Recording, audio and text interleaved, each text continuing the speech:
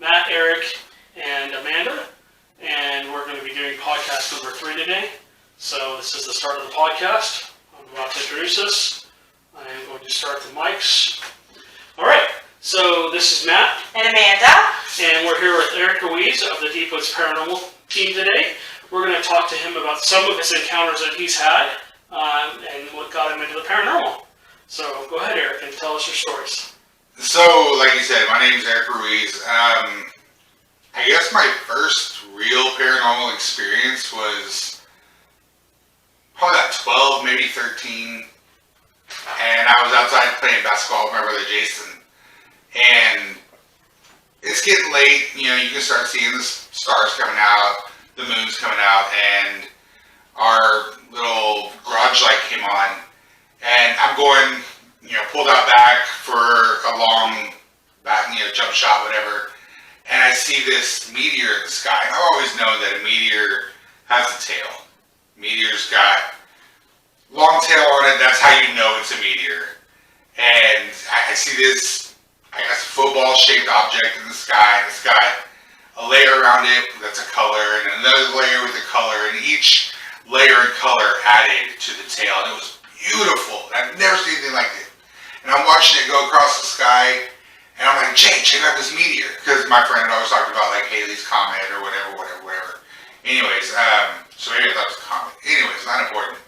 It's going across the sky, and I'm watching it, and it stops and shoots back at the angle it was coming from, at like a 45-degree angle. And I was like, oh. Like, that's not normal at all. So that's when I knew, at that point, that wasn't something we had. Something of our Earth, something that should be seen by everybody. That's kind of what got me into, I guess, otherworldly experiences. Got me into investigating things that aren't normally around us. And I looked around my hometown, and I'm from a little place called Denton, Texas. And we've got Bruce Hall, which is in University of North Texas, has a couple of ghosts in it. There's a girl, I guess, in the 50s that when it wasn't okay to be pregnant out of wedlock, went up and hung herself in one of the, I guess, the attic of it, or one of the top floors. And supposedly now she haunts the area, or haunts the building. And there's a pool table aptly named after her, which I can't remember the name of the pool table at the moment. But the pool table is named after her, and supposedly, I've never tested this because I didn't go to UNT, but supposedly a man playing a woman cannot win on that table. The man will never win against a woman. If it's 2 men, no big deal. 2 women, no big deal. But if a man plays a woman, the man will not win on that table because she intervenes every time. I've heard stories from all of my friends that have gone there. I've heard stories from countless people over the years, and something that intrigues me, but it's not something I ever investigated myself. We also have this little place called Goatman's Bridge. I don't know if any of you have ever heard of it, but it's one of the more haunted places in the nation. It's definitely one of the most haunted bridges in the nation. I remember as a kid hearing stories about Goatman's Bridge. I mean, everything from satanic, devil worshipping, to pets being sacrificed and hung off the edge, and everything that you could imagine evil going on at this bridge. It's also called Old Alton Bridge, but it's filled with so much evil power that, I was afraid to go there. And then even the few times I've been during the day, I've been at night, I've taken pictures. I've never seen anything, but that doesn't mean that it's not there to other people. I'm not sensitive. I'm super skeptical. I'm always of the mind that let me see if I can disprove what's going on. And that way, whatever's left unproven, that gives me something to go on. That gives me something to keep chasing and keep looking at, because I don't have an explanation for it. And that's what I love. I'm a medic by trade, a medic by heart, and I can prove most things scientifically, but when I can't, it completely enthralls me, and it keeps me going every day. But so we have Goatman's Bridge, and like I said, stories for years about this place, and I know there have been TV shows about it. There have been tons of people that have done Goatman's Bridge, and all of them find something. So I mean, that's one of the cool things about being where I'm from, is there's a whole bunch of little ghost stories and I guess tales or folklores, whatever you want to call it, that have driven my interest in the paranormal over the years. So when I was 22 and joined the military, went through basic station in San Antonio, and San Antonio being the home of the Alamo, you've got, what was that, I think 190 Texans and like 1,200 Mexicans that died just in San Antonio. Like, the place is super haunted. It's crazy. And I didn't believe how much activity was around there until I had one of my best friends that I met there, who's a native of San Antonio, show me all the places that are haunted. Like, we went to this place called Midget Mansion. And you just have to look it up. I can't really explain it. It's like a servant's quarters for little people. Like, I'm not trying to be disrespectful, but that's how it was described to me, and that's what it looks like. It looks like a playhouse in the back, but that's how it was described to me. They ended up tearing it down. It's now Home Depot, I think. You've got the Alamo, which of course is crazy haunted. I mean, you can go in there and just feel the energy. There's positive energy in some places, there's negative energy in other places, but when you have spirits that never found homes to rest in, never got to be sent back to their families, and never got to, I guess, experience a peaceful burial, like their spirits are just wandering aimlessly in around the missions. And you can go on full moon nights, you can go on Halloween, when energy is just crazy powerful. And you can witness. I mean, I haven't seen apparitions, but I've seen, things that I can't explain, I guess, like shadows. You can feel people touching you. You can feel people, you can feel something brushing up against you. You feel like you're being moved along, I guess. Herded, I guess would be another word. Like you're in one place and you feel people push you, but I guess with the hustle and bustle of, these Texans trying to fight for their freedom from the Mexicans, it's in a small place. You're going to get pushed around. And you feel it even now. You feel it constantly just there. There's a place my friend took me called the Chinese Graveyard. I believe it's off Zamora, but like right off 410.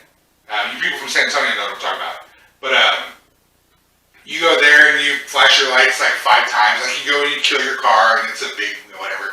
You flash your lights, but when you start seeing reflections, like, it makes you think, oh dude, what did I get into? Yeah. What did I just piss off? Jeez. And it's not just like a reflection from your lights. Like, you flash your lights 5 times and stop, and there's red eyes looking back at you. There's glowing things looking back at you, and I don't know if something absorbed our light and is showing it back, or if someone's sitting there going ting ting ting ting ting ting. No, this is something I can't explain. It's something I wasn't about to go investigate. Yeah, were they up high? So they sat over the gravestones, usually. It's almost like someone's like got their arms and they're resting and watching you. That's how I felt. But I wasn't brave enough. Even being a soldier in the Air Force, I wasn't brave enough to go in there. We did a thing called Donkey Lady Bridge. We went to the abandoned insane asylum. It's like 3 buildings. It's like a little 1-story building. I'll say it's 1 story. It's like 2 because there's a basement. There's a 2-story building and there's a 3-story building behind it.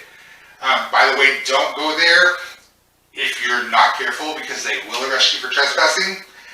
There's double fences for a reason, but we went in there when we weren't supposed to, and I didn't feel anything, whereas I know other people have, but it's still super creepy to walk around because there's still charts laying around, there's gurneys there, there's tools there, there's holes in the floor. Huh? They just up and left everything? I think it eventually got abandoned. They left behind what wasn't important. Yeah. Loma Linda Hospital in LA was like that. People walked in there after they cleared out the hospital. There was still blood. Oh, wow. Basically, and still in this packaging, sitting in the freezers, even though the freezers weren't on. There was paperwork everywhere. There was all kinds of stuff. So. Right. Yeah. And that's kind of how this place is. There's no blood, but like I said, you walk through and you'll like see a wrecked out gurney. You'll see charts, tons of graffiti. And since there's no power, you've got to use a flashlight. And if you're not careful, there's holes in the floor. You will fall through to the basement. So be super careful going through there. But it was still exhilarating to go through because it's like, who is here? Even if it's no one we knew, it's still the fact of people were here. This place was used. This isn't like some scene from a movie. Like, this is real life craziness and all that crazy power in one location, and some people do feel things. I didn't feel anything, but I'm not sensitive. We've got the railroad tracks. So the tracks, let me tell you about the tracks. Okay. So we went out, and I've been told about the San Antonio ghost tracks for years. And if you're from San Antonio or even around the area, you go on Halloween and there's the road. So you've got the tracks, you've got the road, and there's that 90-degree turn right as you go to the road. Both ways, it's lined up 30 cars deep on Halloween, easily. Wow. And people wait for hours to do the ghost tracks. What's the lore? So the lore is, there was a bus full of children back in, I guess, the 30s or 50s or something. They got hit by a train. And so the kids don't want anyone to get stuck on the tracks. So you go and you turn off your car, put it in neutral, and you let off the brake. And you coast up to the tracks. And the tracks are a good uphill slope. I mean, it's not like even level with the ground. It's uphill and then downhill. But you have no power steering, no nothing. And you gain momentum as you go, and you get pushed over by the little kids who don't want to see another vehicle get stalled on the tracks, trying to protect other people and be good servants in the afterlife or whatever. So I've done this 40, 50 times, and it's exciting every time. Even now, it's still super exciting to do. Did you guys ever, sorry to interrupt you, did you guys ever put baby powder, clean the back window, put the baby powder on the back? Because sometimes people will find fingerprints. Yes, we were told to do that. We were told you would see the fingerprints with baby powder. So I went one day, I had a Ford Explorer Sport, and I went and washed my car and dried it off, and we went over and we baby powdered everything, and we did it. And we're going, and we get pushed over. You feel the momentum, like you're right there, and whoosh, it's weird, it's powerful. And you get over, and you make that turn, and you're pulling because you have no power steering, and you go, and all of a sudden we stop. And I got my video camera. I've still got a video camera somewhere. Like, you can see in my video how excited I am when I looked at the back of my Explorer, and there's like 3 prints here, and 2 prints here, like 5 prints here. I'm like, oh my God, you can see the fingerprints. They're really there. Only to find out that I had a windshield wiper on my back window and didn't properly dry it off, and water had dripped down as I went over. And I didn't think about that until later when there was a TV show out there that debunked the San Antonio Railroad tracks. And I hate to ruin this for all y'all, I really do. But they found out it's like a 3-degree or 5-degree downhill slope, even though the way the terrain is laid, it looks like it's uphill. It's really not. That's why you gain momentum when you put your car in neutral. You're really going downhill? You are going downhill. Oh man, that's it broke my heart, dude. for so many people. We're sorry. Broke my heart. But you can still go out there and it's still fun to do, and you'll find like-minded people who still believe. And that's what this is all about. This is all about believing. Right. We wouldn't have UFOs, Bigfoots, Yetis, Slender Man, Shadow Man, whatever, if people didn't believe in it. Yeah. So the fact that you can go out there every day of the week, I put my life on it. You can go out there any day of the week in San Antonio and see at least one car doing the tracks. And on Halloween, 80, 90, 150 cars a night doing the tracks. Because That's awesome. the legend has superseded what anyone has ever thought it would. I mean, it's amazing. San Antonio, super haunted. Wolford Hall. So I was stationed at Wolford Hall for 5.5 years. Did 2 deployments out of there, and it's been around since 1940. I want to say 2 or 7. I can't remember at the moment, but it's been around forever. Is it a bunkhouse or is it a It's big a hospital. hall? Oh, it's a hospital. Yes, Okay. yes, ma'am. Wolford Hall Medical Center is it was the flagship of the Air Force for the longest time. It was one of the few level 1 trauma centers in San Antonio when I was there, and where I worked, where I did surgery at. But at one point, they decided to do renovations for it. Before they decided to, I guess, demolish it, which now they even abandoned that, I think. They decided to renovate a couple areas. They were renovating the 7th floor, and there's a little girl, I never saw her, but there's a little girl supposedly that rides the elevator to the 7th floor that a few people have seen. The story I heard when I was there was there was a group of guys working on the 7th floor, and the only way to access the 7th floor at the time was through scaffolding, because they didn't want people being up and down in it. And they were up there working and saw a gentleman walking with an IV pole and figured he must be lost. So they tried to stop him, and he went around the corner with his IV pole, little old man in a gown, and when they chased him down, there's no one there. He just disappeared. Just disappeared. So that's the 2 stories I've heard that I haven't been able to, I guess, fully prove myself. But the one experience, or main experience, I had a couple experiences there. The one experience that I really remember having from Wolford Hall, me and my buddy CJ, I'll leave it as that. He knows who he is. We had just gone from day shift to night shift, and we've been on night shift a couple of weeks. And he's like, hey, let's go down to where the L&D waiting room is and get a couple Cokes from the Coke machine. So we wandered down, and we go and pay our $1, get our Coke, and we see there's plastic sheeting on the double doors leading into another hallway. And we're like, wonder what they're doing there. We're nosy, there's no surgeries going on, everyone just watching TV. We're like, let's explore it, let's check it out. So we poke through, and you see another hallway. All right, we go in, cool, no big deal. We see a hallway up to the left, plastic sheeting. So we open it up, and you see basically a nurse's central hub. So like a central hub will have a desk here, desk here, desk here, desk here, with walkways in the shape of a T. Okay. So you can go where you need to go. And over here past this, there's another sheeting. So we're going through, it's probably about 1 in the morning. We go through and we open it up. Mind you, we're used to being on day shift. So the hustle and bustle of day shift life is what we become normalized to. We open the door and you hear people talking, you hear babies crying, you hear TVs going, everything.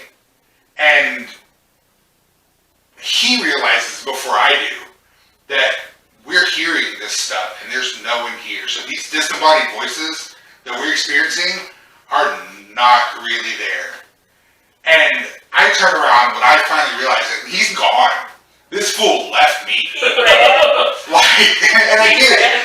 He's, skinnier, faster, better shape than I am, whatever. But I was all alone. And when I realized I was all alone and hearing these voices, I ran too. As soon as the door closed, the voices stopped. You couldn't hear the TV anymore. You couldn't hear the babies crying. You couldn't hear the people talking. But they were all there when we had those doors open. And I want to find him. Like, I'm going to post this on my Instagram. Yeah. And I'm going to be like, CJ, do you remember this? Just so I can get him to be like, dude, I remember when that happened. Like, that's all I want. Yeah, that's all I want. about corroboration. Corroboration. Collaborate what happened. Yeah. Because I don't have a lot of stories like that. Like, I don't have as many stories as y'all do. I haven't done as many serious hunts. I don't have the equipment y'all do. Yeah. So having these experiences myself are are all I have to base my drive for searching this, for experiencing this, for looking for these things, these cryptids, I guess, as you were. Mm-hmm. That's what drives me, is because I've had some myself, and I know not everyone believes in these things. Until I started investigating myself, I didn't believe in Bigfoot. I saw Matt's collection on his wall, and I heard him talk about it, and I was like, all right, dude wants to believe it, let dude believe it. And then I started watching, and I saw more videos, and I saw more people, and I'm like, and Matt told me, he goes, I don't expect you to believe it. Right. You have to experience it yourself. And I was like, all right, dude, dude's cool about me being skeptical. And I started seeing more and more things. I'm like, oh, shit, like, people really, this is serious. This is out there. Because these people that I've seen aren't looking for it. And I'm like, all right, there might be something out there. Maybe Matt's got something going on. So this is what drives me. And this is why I can appreciate doing this and being part of this group. And wanting to keep going and wanting to investigate hotels and jails and bridges and whatever. So that's a little bit about me and what I've experienced and my love for what we do and what goes on. Well, awesome. Well, it was a pleasure to talk with you, Eric. Yes, we'll thank probably you have for you on coming in. the future. Thank y'all for having me. Yeah, and we'll probably have you on in the future sometime. Definitely. But we appreciate you sharing your experiences and what got you to the point of joining the team and stuff. So, Eric will be on probably at another time, sometime in the future. We want to thank you guys for your support and your love, and thank you for joining us tonight. And we'll talk to you guys again soon on the next podcast. Good night. Bye, y'all.